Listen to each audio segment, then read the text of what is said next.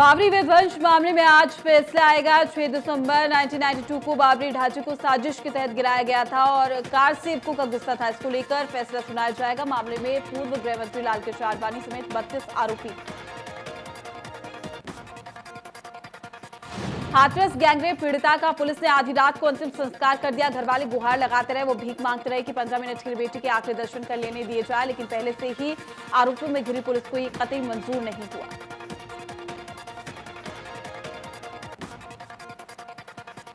पूरी दुनिया में कोरोना से मचा हाहाकार। कुल मरीजों का आंकड़ा हुआ 3 करोड़ 38 लाख के पार। अब तक 10,12,000 से ज्यादा की मौत।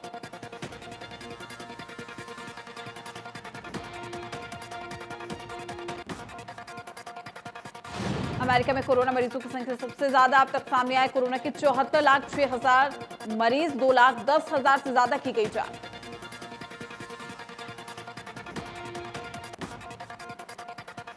देश में एक दिन में सामने आए 80,500 नए केस। कुल मरीजों की संख्या 62,23,519। अब तक 97,529 लोगों की मौत। देश में 24 घंटे में सामने आए कोरोना के 69,668 नए केस। कुल मरीजों की संख्या 61,43,000 के पार। अब तक 96,351 मरीजों की मौत। कोरोना के मामले में देश में पहले नंबर पर महाराष्ट्र। अब तक सामने आए कोरोना के 13,66,000 से ज्यादा केस। राज्य में अब 2,60,000 से ज्यादा केस हैं एक्टिव। दिल्ली में कोरोना मरीजों की लगातार बढ़ रही रफ्तार। 24 घंटे में सामने आए 3,227 नए मरीज। एक दिन में 48 लोगों की हुई है मौत।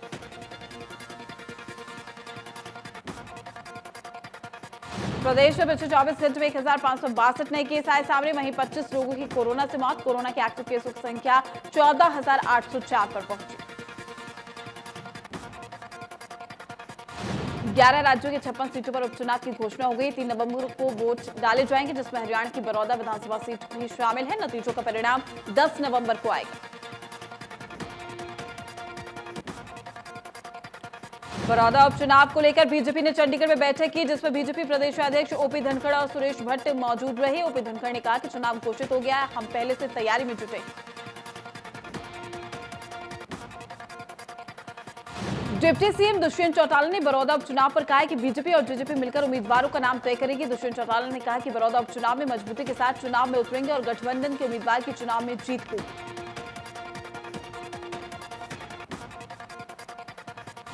गृह मंत्री अनिल विज ने कहा कि बीजेपी पहले से उपचुनाव को लेकर पूरी तरीके से तैयार है, उसे सिर्फ चुनाव घोषणा का इंतजार था। विज ने कहा कि देश में चुनाव विकास के आधार पर होते हैं, लेकिन कांग्रेस ने अपने 10 साल के शासन में बड़ौदा में कोई विकास कार्य नहीं किया।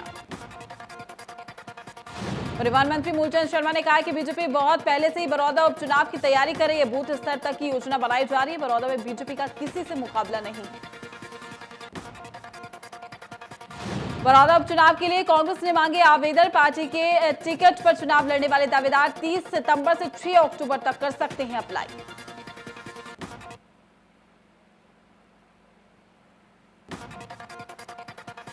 बड़ौदा उपचुनाव की घोषणा होते ही नेता विपक्ष भूपेंद्र सिंह हुड्डा ने कहा है कि इस चुनाव के लिए कांग्रेस पूरी तरीके से तैयार है। जीत कांग्रेस उम्मीदवार की होगी। भूपेंद्र सिंह हुड्डा ने कहा कि बड़ौदा की जनता इनेलो के साथ नहीं, कांग्रेस के साथ।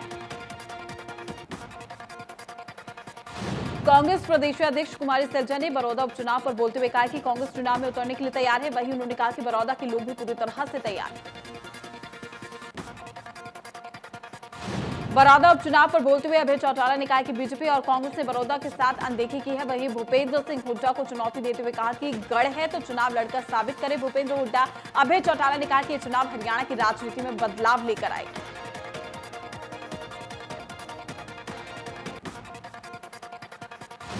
मुख्यमंत्री मनोहर लाल द्वारा बड़ौदा हल्के की गांव बिचपड़ी में करोड़ों की योजनाओं का शिलान्यास और उद्घाटन डिजिटल किया जाना था, लेकिन आचार संहिता के चलते सभी कार्यक्रम स्थगित कर दिए गए।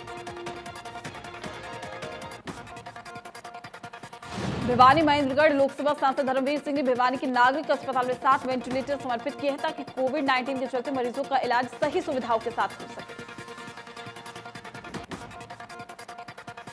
गुरुग्राम के आर्टेमिस अस्पताल में वर्ल्ड हार्ट दिवस के मौके पर कार्यक्रम का आयोजन किया गया है और इस कार्यक्रम के तहत लोगों को हार्ट की बीमारियों से बचने के लिए कुछ खास टिप्स भी दिए गए। फतेहाबाद जिले में धान की पराली जलाने पर जिला उपायुक्त ने लगाया प्रतिबंध। जिला उपायुक्त ने 5 दिसंबर तक पराली न जलाने को लेकर निर्देश भी जारी किए। अनाज मंडी इंद्री में जीरी की खरीद नहीं होने से खफा किसानों और आड़तियों ने करनाल यमुनानगर स्टेट हाईवे पर जाम लगा दिया। प्रदर्शनकारियों ने सरकार और मार्केट कमेटी सचिव के खिलाफ जोरदार नारेबाजी की। गौरौंडा में सरकार की धान खरीद नीति के खिलाफ किसानों और आड़तियों का विरोध लगातार बढ़ता जा रहा है। मंडियों में धान की खरीद नहीं होने से भड़के लोगों ने मार्केट कमेटी कार्यालय पर जोरदार प्रदर्शन किया। गोहाना की बरौदा हल्के के साथ कथुरा में बिजली विभाग की एक बड़ी लापरवाही सामने आई है, जहां पर किसान के खेतों में लगे ट्रांसफार्मर से मीटर तक के पावर नहीं पहुंचाई गई। बावजूद इसके किसान के हाथों में बिजली का बिल थमा दिया गया।